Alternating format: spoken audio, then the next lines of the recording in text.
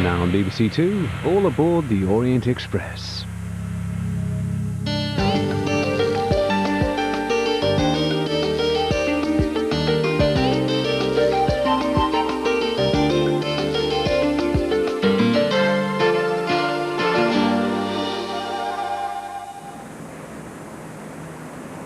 My journey starts in the city-state of Singapore. It's known as the Switzerland of Asia, squeaky clean and efficient. It's quickly become one of the most prosperous cities on earth, an Asian Manhattan whose colonial past is a source of pride rather than resentment. Singapore hasn't sold out totally to modern commerce. Some traditional culture survives.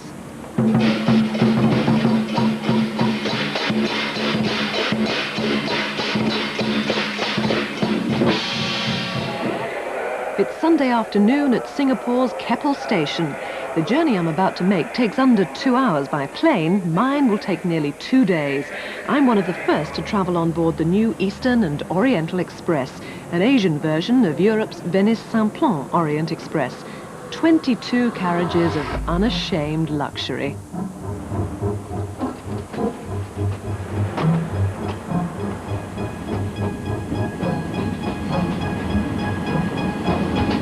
Ladies and gentlemen, good afternoon and welcome on board the Eastern and Oriental Express. We cross the causeway linking Singapore with the mainland, then head north up through Malaysia, stopping at Butterworth for an excursion to Penang. We'll continue north into Thailand, reaching Bangkok after breakfast on Tuesday. In all, we'll have travelled 1,200 miles across 3 countries in just under 48 hours. Standard accommodation on the train is in small, self-contained compartments. A bit of a tight squeeze for 2. Oh, this looks nice. This is attendant call. Call me anytime, 24-hour service. I'll try not to bother you too much, okay. And this is air conditioning adjust. Right. Does it get very hot in here? No, air conditioning is controlled by computer. Yeah. Good, oh that's good. And this is one bed, yes. Half bed. I'm gonna make it up to be like a bed in the night time when you go for dinner. Bathroom? Yes, this is our bathroom, and also shower room is inside. And a hairdryer, that's handy. Hairdryer, yes, in every room. Right, very nice. At around £750 a ticket, it would be reassuring to think everything was included, but drinks are extra. £3 for a beer, £5 for a gin and tonic. Luxury doesn't come cheap. From the tiniest of swaying kitchens comes a set menu to rival any high-class restaurant, though wine and meals from the a la carte menu do cost extra.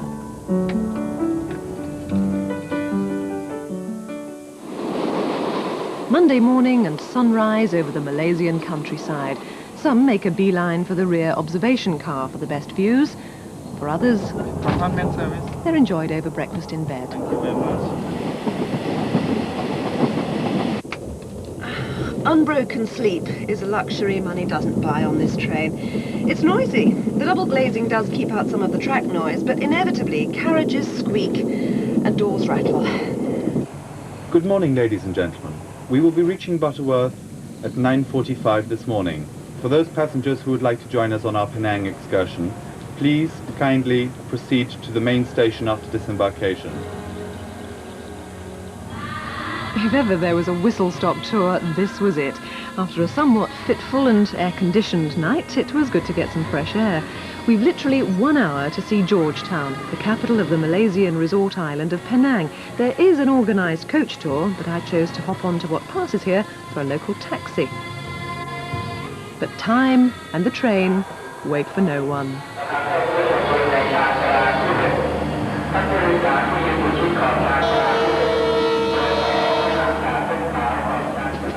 From Butterworth up to Bangkok, the train has to be pulled backwards. This means the observation car is now directly behind the noisy engine, which rather spoils the effect, and most of the other passengers agreed, though that was about the only complaint we heard. The man responsible for the smooth running of the trip, a sort of hotel manager on rails, is Chris Byatt.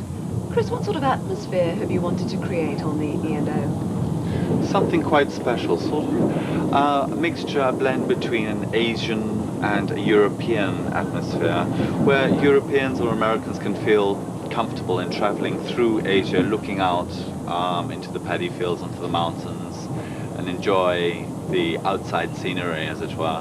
And one thing I've noticed is that the food is not particularly Asian, is it?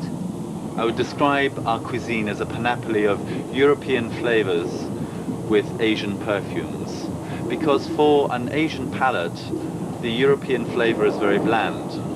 But for a European palate, the Asian flavor is far too spicy. Well, one thing the train doesn't have is a panoply of activities. Compartment service. You'll be spending a fair amount of time in your compartment, so little luxuries like afternoon tea don't come amiss. Thank you very much indeed. I'm looking forward to this. Ladies and gentlemen, Saudi Cup, and welcome to the Kingdom of Thailand. An unscheduled stop at the Hat Yai station and a chance for the attendant to nip out to buy fresh fruit for the remaining stretch of the journey.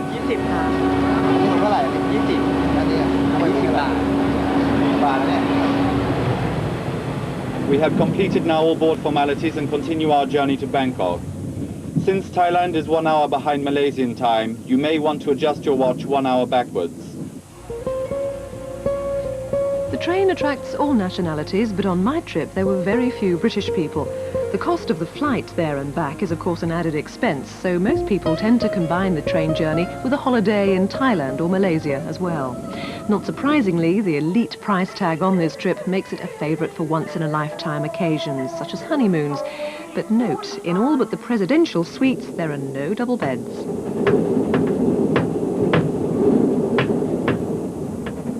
One thing I learned from last night is that if it rattles, plug it. Good morning, ladies and gentlemen. We will be reaching Bangkok Kuala Lumpur main station, our final destination, in about 45 minutes. We do hope you have enjoyed your journey on board the Eastern and Oriental Express. The train manager and our crew wish you a pleasant stay in Bangkok. The E&O train may lack the history and tradition of its more famous European sister, but it has unquestionable style and elegance. For the gentlest of introductions to Asia, it's unbeatable. It really is a case of the journey being more of an event than the destination. As for what happens next, well, it would take another film to tell that story.